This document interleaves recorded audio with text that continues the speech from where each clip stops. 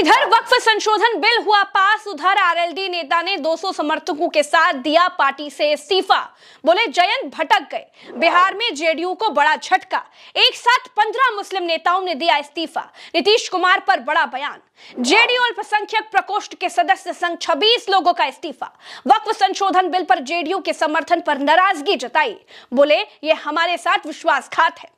दोस्तों ये तमाम सुर्खियां ये बता रही हैं कि वक्फ बिल का समर्थन करने के बाद तो जब से भारतीय जनता पार्टी ने या फिर मोदी सरकार ने जब से वक्फ बिल पास कराया है, तब से वो लोग ये समझ रहे हैं कि उन्होंने बहुत बड़ा तीर मार दिया है। लेकिन किस तरह से यहाँ पर भाजपा की कमर पूरी तरह से टूट चुकी है और कहीं ना कहीं नीतीश कुमार की उल्टी गिनती शुरू हो चुकी है, यानी कि इस्तीफों का दौर हौले हौले करके बढ़ता ही नजर आ रहा है। एक एक करके लोग इस्तीफे देते हुए नजर आ रहे हैं। तो क्या कुछ खबर सामने निकल के आई है? हमारे साथ वरिष्ठ पत्रकार मौजूद है प्रज्ञा मिश्रा, आप उनकी इस रिपोर्ट को देखिए। इधर वक्फ संशोधन बिल हुआ पास, उधर आरएलडी नेता ने 200 समर्थकों के साथ दिया पार्टी से इस्तीफा।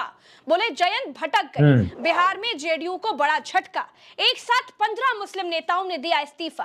नीतीश कुमार पर बड़ा बयान। जेडीयू अल्पसंख्यक प्रकोष्ठ के सदस्य संग 26 लोगों का इस्तीफा। वक्फ संशोधन बिल पर जेडीयू के समर्थन पर नाराजगी जताई। बोले ये हमारे साथ विश्वासघात है। दोस्तों ये तमाम सुर्खियां ये बता रही हैं कि वक्फ बिल का समर्थन करने के बाद सो कॉल्ड सेक्युलर पार्टियों की हालत क्या हो गई है। नीतीश कुमार जयंत की पार्टी के बड़े नेता आज पार्टी छोड़ने वालों से पल्ला झाड़ रहे हैं। कह रहे हैं कि उनका हमारी पार्टी से कोई लेना देना नहीं है। लेकिन दोस्तों ऐसे ही तमाम कार्यकर्ता कभी इन दलों की ताकत हुआ करते थे। आप जानते हैं सबसे खराब स्थिति तो नीतीश कुमार की हो रही है। बिहार में नीतीश बाबू के खिलाफ मुस्लिम समाज में इतना गुस्सा है कि नीतीश का पुतला फूंक दिया जा रहा है। लगातार नेता नीतीश का साथ छोड़ रहे हैं और दूसरी तरफ नीतीश कुमार भी गजब कर रहे हैं।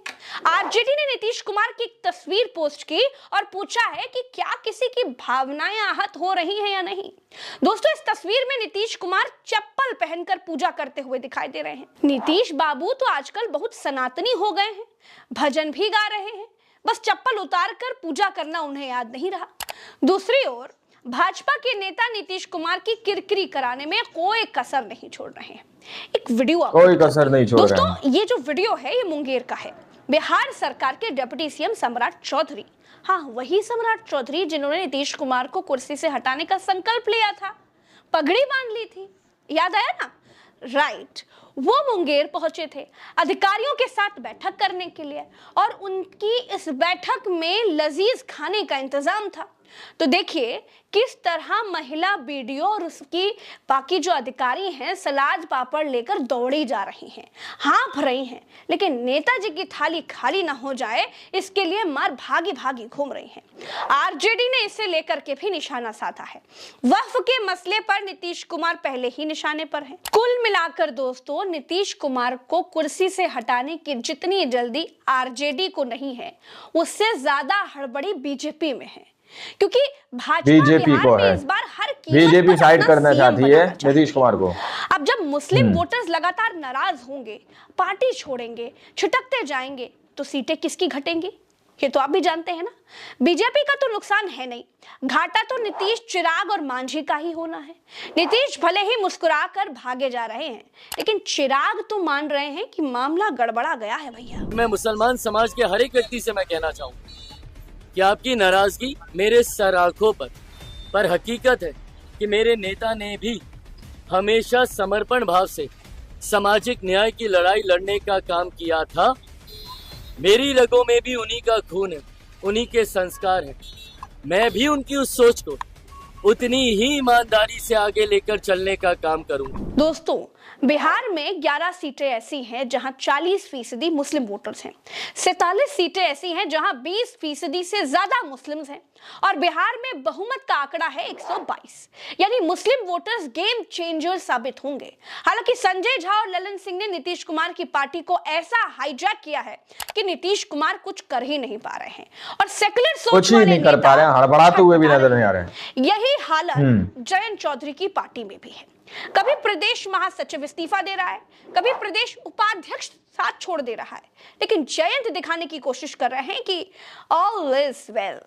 दोस्तों वक्फ बिल अब देश में बहुत से मुद्दे हैं जिन पर बात होना बहुत जरूरी है। संघ ने चर्च की जमीनों पर भी इशारा कर दिया है। 1965 के एक सर्कुलर का हवाला देकर जांच की मांग की है, तो दूसरी तरफ टैरिफ ने भी तनाव बढ़ा दिया है। ट्रंप सरकार ने भारत पर 26% टैरिफ लगाया है और इसे लेकर के मोदी के खास नायडू साहब तमतमा गए हैं। चंद्रबाबू नायडू ने एक चिट्ठी मोदी सरकार को लिखी है और अपनी चिट्ठी में नायडू ने क्या लिखा है वो आपको जरूर सुनना चाहिए। नायडू ने लिखा है कि जलीय क्षेत्र हमारी अर्थव्यवस्था की रीढ़ है और ये शुल्क एक ऐसा झटका है जिसे हम बर्दाश्त नहीं कर सकते। शुल्क वृद्धि के कारण कोल्ड स्टोरेज भर गए और निर्यातकों ने खरीद रोक दी, जिससे राज्य के मत्स्य उद्योग पर निर्भर लाखों लोगों की आजीविका को खतरा है।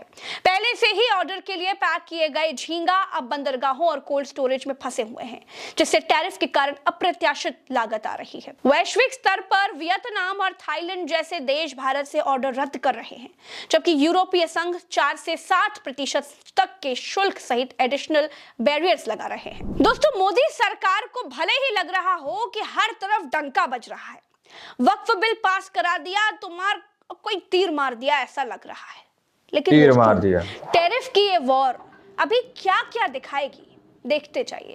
शेयर मार्केट के हालात किसी से छिपे नहीं हुए। दूसरी ओर नीतीश नायडू, चिराग, जयंत कब तक अपनी पार्टियों का नुकसान होता देखेंगे? क्या वो अपनी ही पार्टी को बिखर जाने देंगे? सवाल तो ये भी है। आज के इस वीडियो में मेरे साथ इतना ही। आप अपनी बात मुझसे कमेंट के जरिए जरूर कहिएगा। चलते हैं। राम राम, दुआ सलाम, जय हिंद। चैनल को अगर आपने सब्सक्राइब नहीं किया है तो सब्सक्राइब करते जाइएगा। दोस्तों, आप लोगों ने इस वीडियो को शुरू से आखिर तक देखा। वीडियो के अंदर साफ तौर पर बात की गई है कि किस तरह से यहाँ पर नीतीश कुमार को भारतीय जनता पार्टी ने पूरी तरह से हाईजैक कर लिया है, यानी कि अपने जाल के अंदर पूरी तरह से इस तरह से फंसा लिया है कि नीतीश कुमार सिर्फ झटपटाते हुए नजर आ रहे हैं, लेकिन उस जाल से बाहर निकलते हुए नजर नहीं आ रहे। सबसे पहले चंद्रबाबू नायडू और नीतीश कुमार से वक्फ बिल का समर्थन कराना और उस बिल को पास करा लेना, यानी कि पूरी तरह से उनका वोट बैंक उनसे छीन लेना, उनका वोट बैंक उनसे दूर कर देना और उनका वोट बैंक उनसे नाराज कर देना। जिस तरह की तस्वीरें बिहार के अंदर से सामने निकल के आ रही है, आंध्र प्रदेश के अंदर से सामने निकल के आ रही हैं, वो कहीं ना कहीं इस बात को दर्शाती है कि आने वाले विधानसभा चुनाव के अंदर नीतीश कुमार को काफी बड़ा झटका लगने वाला है। यानी कि मुस्लिम समाज की तरफ से कोई भी वोट नीतीश कुमार को नहीं मिलने वाला। पूरा मुस्लिम समाज नीतीश कुमार के खिलाफ बगावत पर उतर आया है और कुछ तस्वीरें तो ऐसी भी सामने निकल के आ रही है कि बिहार के अंदर नीतीश कुमार के जो पुतले हैं उनको फूका जा रहा है, उनको जलाया जा रहा है। सीधे तौर पर अपनी नाराजगी मुस्लिम समाज दिखाता हुआ नजर आ रहा दोस्तों। लेकिन नीतीश कुमार ने अपनी पार्टी को लेकर जो सतर्कता पहले ही बरतनी चाहिए थी उन्होंने नहीं बरती। जिस तरह से उनको खतरे की घंटी की आहट पहले ही सुनाई दे गई थी, उस पर नीतीश कुमार ने किसी भी तरह का विचार नहीं किया। लेकिन अब नीतीश कुमार की पार्टी मानो खत्म होने की कगार पर हौले हौले करके पहुंची हुई नजर आ रही है। जिस तरह से नीतीश कुमार के कई नेताओं ने अभी तक इस्तीफा दिया है और दावा यह किया जा रहा है ये इस्तीफों का दौर अभी इसी तरह से जारी रहेगा। इसी तरह से हर बार कई राज्यों के अंदर देखने को मिला है भारतीय जनता पार्टी इसी तरह से काम करती है, लेकिन इस सब चीज को देखने और जानने के बावजूद फिर भी नीतीश कुमार बुरी तरह से भारतीय जनता पार्टी के इस दलदल के अंदर फंसते ही चले गए दोस्तों। अब बाकी का जो है चुनाव के अंदर देखना बहुत ज्यादा दिलचस्प होगा कि आखिर नीतीश कुमार भारतीय जनता पार्टी के जाल से निकल पाएंगे या नहीं निकल पाएंगे, क्योंकि खेल और पिक्चर अभी बाकी है। बाकी आप लोगों ने इस पूरी रिपोर्ट को देखा सुना, आप लोग इस रिपोर्ट के बारे में क्या सोचते हैं, क्या समझते हैं, अपनी राय कमेंट सेक्शन में जरूर दीजिएगा। मिलते हैं अगली वीडियो में, जब तक के लिए जय हिंद, जय भारत।